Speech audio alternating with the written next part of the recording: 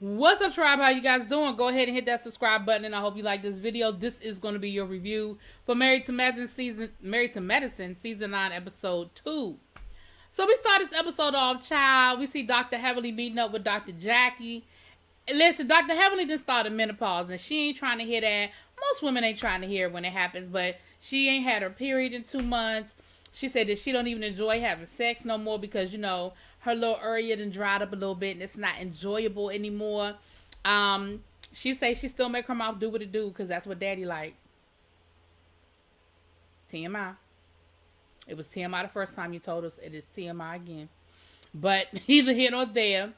That's what she got going on. So she took some blood and she told her, there's some things that they're going to do to help with the process of going through the menopause. She said based on her age, she's pre-menopausal anyway. So yeah. So then we see Toya meeting up with Dr. Contessa. They brought the kids over for a play date. And Dr. Contessa's trying to explain to Toya why she ain't really rocking with Heavenly. Now, Toya didn't know that Dr. Contessa ain't been talking to Heavenly. So that tells me that Toya ain't really talking to nobody. But Toya, you done had a lot going on, girl. You done sold the house, packed up, moved the house, but moved to child. You had a lot going on, child. But, and then they talked about her and Anila, the Toya and Anila. And she said, listen, we just ain't there yet, okay? She said, we taking baby steps, but honestly, we just not there yet. And I'm not gonna budge. Toya was like, I'm not giving. I'm not budging. I'm not giving up nothing. But she told her, she said, listen, let me tell you something about Dr. Heavenly. This is what Dr. Heavenly does. This is who she is. She goes on social media, she talks shit, then she comes back, she apologizes. She said, and I'm gonna tell you, I'm just gonna go ahead and be honest and tell you, she gonna do it again. So you need to make up your mind and you need to decide what it is that you're going to do, because at the end of the day, this is who she is and this is what she's going to do. And of course they showed us the same clips of Dr. Heavenly talking about Contessa and her marriage or whatever. And I'm going to be honest, like, Contessa, you have known Heavenly for years. You notice what she does. She just hadn't done it to you. See, people crack me up. It's always cool until the rabbit got the gun. Now she did it to you. Now it's a problem. But she been doing it. She did it to everybody. So anyway, that's what they was talking about. So then we see Anila, I can't never say that woman's name right, and her husband, and we see their morning routine. I feel like it was a lot of dead scenes in this episode. Like a lot of just, I don't know. But I guess the purpose of this scene was for us to see their morning routine, for us to be reintroduced to the nanny again. I believe her name is Miss Lopez. For us to be reintroduced to Miss Lopez again. Why we're being reintroduced to her? You know why? Because at the end of the episode, she told them that she leaving. She quitting. She's moving back to Houston. That's where her family is. That's where she has a house. And baby, they were devastated. Baby, they were devastated. And I get it. Like, my initial reaction was like, well, that is selfish. She has a house in Houston. Her family's in Houston. She wants to go home and be closer to her family. But I do also understand that she said, you've known my son since he was in the womb. Like, oh my gosh. And I guess from the point of view of, it is hard to find somebody you trust with your children. And so I get it. You had somebody that you could rely on. Y'all had a routine. She knew you. You knew her. She could tell you what she needed to tell you. You know what I mean? Y'all had a good system going. And you trusted her with your children, which is ultimately what's important. So I get it. Like I said, at first I was going to kind of give Anila a hard time, but Anila. I was gonna give her a hard time, but then I realized, you know what? I get it. I kind of get it. But yeah, baby, she gone. She out of there. She outie 5,000. And she was funny about it too. She cooked them a nice meal and all this stuff. They put the kids to bed and everything. And they were like, "Is it our anniversary?" And we forgot. Like, what? Why she being so nice? But she was softening y'all up. And then she talked about the blogger, Anila. Her blogging has really taken off. She gets packages all the time. She says she's vlogging about, 40 to 50 hours a week. So that's like more than a full-time job, just to keep everything going. She said, but she loves it. She's really enjoying it. And that's another reason why she need Ms. Lopez, honey. Because Ms. Lopez be watching the kids while she vlogging, whatever she be doing. Then we see Quad, and Quad is breaking down, life with Mason. She said he's a lot, he's a handful, but I love it and I wouldn't have it any other way. She said my life has definitely changed. She said it's almost a whole new show over here, and Bravo did this cute little montage of like Quad and the family, like an intro, like an old 80s sitcom intro. It was real cute. But Mason, they showed her getting him ready for breakfast, getting school in the morning and cooking breakfast for him and everything. And she takes him to school, and then the school bus picks him up, in the evening. And baby, he said, that school bus is loud. The school bus is loud. The kids be screaming, and you can hear that country accent, honey. He said the kids be screaming. And Bob was like, well, why don't you tell them to be quiet? He said, I do. She said, what happens? They keep screaming. And she said, well, baby, Auntie does drop off. Auntie don't do no pickup. So you're going to have to basically, she was like, you're going to have to figure it out and make your way. Make it do what it do. The best way you know how, okay?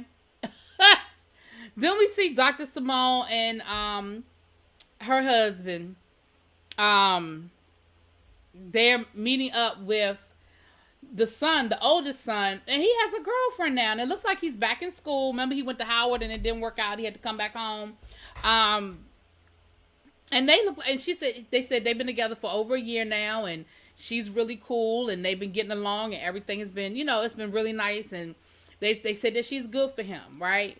So then they start asking him questions about relationship questions. Well, come to find out, her and her husband have decided they're gonna write a relationship book. Now we know, if you follow Married to Medicine, you know that their relationship has had their ebbs and their flows, and they're in a really good place now. But like, they damn near got divorced, right? I mean, down to the reunion, she had filed the paperwork, and let me tell you something. That was if it was real, and the only reason why I say if it was real, not because I think it was fake, but it's a reality show, so child, you just never know. But the way it happened at the reunion, like all the guys talked to him, the ladies talked to her, and they basically let both of them know, listen, if y'all want y'all marriage to work, if y'all want to get through this, both of y'all are going to have to give up some things. Both of y'all are going to have to give a little. You're going to have to listen to what she's saying. He's going to have to listen to she's going to have to listen to what he's saying, and y'all going to have to figure it out. And it seems like they really did the work. It really does. From the outside looking in, I don't know these people past watching the show. But from the outside looking in, it looks like they really did do the work. And so, I personally don't need to read a relationship book because I ain't in no relationship. But I don't think it's a bad idea for them to write one, because they've been there. They met in college. They went through the whole career situation. They've been through ups and downs. They've had kids and all that good stuff. So I'm here for it. They said they want to be on the Red Table Talk, honey. He would say he want to be on Oprah. And I was like, Cecil, do you not know that Oprah don't really, what you going to be on Soul Sundays? Because that's the only Oprah show that she do now, Soul Sundays. And I don't think that's for Soul Sundays, okay? Anyway, but that was cool. Now, Dr. Heavenly is having the grand opening of her Heavenly Beauty. Now, we know that she had a soft opening, but she said that, the store's been open for a couple of months now. She wants to have an actual opening. So we see her, going to the store and working with the party planner and all that stuff. And so the day of the show, and she actually called Contessa specifically to ask Contessa if she was coming, because she said, listen, I didn't know if Contessa was going to come or not, because she ain't really speaking to me, but I really, really wanted her to be there. So we get to the day of the opening, and, she's going to have a fashion show with people modeling her wigs, and she asked Quad, Dr. Jackie, Anila, Aurora, or Princess Aurora, her daughter, and her. And so they're in the back putting the wigs on and everything. And we found out she's got a big contract with one of the bigger funeral homes down in Miami. And listen, this is why Dr. Heavenly ass stay in trouble. Now, you just got this contract with this man. I think she said he's got 25 funeral homes, and she got a contract to supply the wigs to his funeral home. And she talking about the man's suit looking like his. I said, that Heavenly, that's why your ass stay in trouble, because you don't know how to keep your mouth shut, child. So they're getting ready. They're getting everything set up. And Dr. Jackie has a station where she's going to set up her her beauty line. She had a skin serum, and she wants to, she said it's doing really well. It's on ultabeauty.com. It's in Neiman Marcus. And she wants to create a whole skincare line before it's over. Right now, she just has like a serum. So we see Toya, Contessa, and Simone on their way. They're in the car on their way. Now, Toya looked like she had a booth set up because she has on the t-shirt that has something beauty on it. So I don't know if Toya is selling a product or something, but I found it interesting that she didn't get no highlight. Like, they didn't talk about her product, and it looked like she did have a booth set up, though, but they ain't mentioned it on the show. I thought that was interesting because even if Dr. Heavenly didn't want to mention it, you would think that the show would have made sure that she got. Anyway, moving on. So, in the car on the way, we find, they're talking about it. And once again, Contessa is trying to tell them, why she ain't really talking to Heavenly and why she feel the way she feel. And Simone and Toya are telling her the same thing. Like, girl, this is who she is. This is what Heavenly does. And, basically Heavenly is the kind of person where, you can keep telling her, she's, the stove is hot, the stove is hot, the stove is hot. And at some point, you just gotta let her burn herself. Because she doesn't get it. She just keeps apologizing, but then she turns around and she keeps doing the same thing over and over again. And, at a certain point, as a friend, how many times do you allow yourself to get burnt, right? So they get there, they show up, and this is the part where I was like, all right, Contessa, this is the shit that I don't like that you do. She gets there and she finds out that there's going to be a fashion show. She mad that Dr. Heavenly didn't invite her to be a part of the fashion show. She was like, well, you would think that she would invite me, like, as an olive branch to extend the olive branch. I mean, why wouldn't she ask me to be a part of her fashion show? Girl, you're not even speaking to her. You mad at her, remember? And Toya was the one that was like, girl, you're not even. How you mad that she didn't invite you to be a part of the fashion show when you don't even talk to her? She didn't even know if you were coming. And that's what Dr. Heavenly said. Dr. Heavenly was like, girl, I didn't even know you was coming.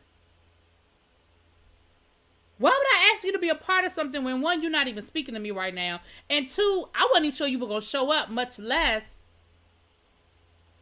be a part of the fashion show, well, the wig show, I guess. Then they had Naturally Nikki there, or Nikki Natural.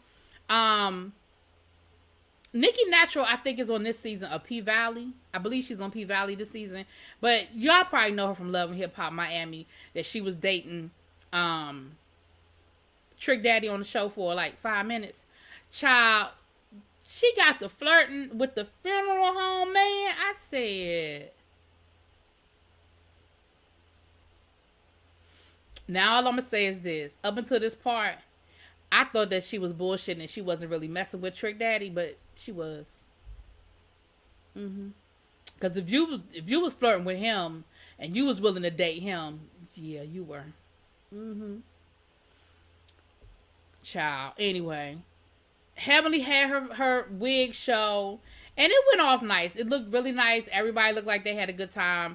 The launch went up nice, but Contessa is in her feelings ×2 now, because you was already in your feelings before about Dr. Heavenly.